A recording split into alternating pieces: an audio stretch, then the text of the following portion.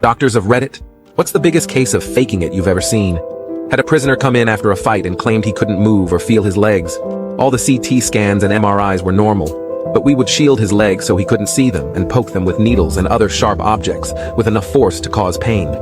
He never flinched or moved his legs at all. He was diagnosed with SIWORA, spinal cord injury without radiographic abnormality.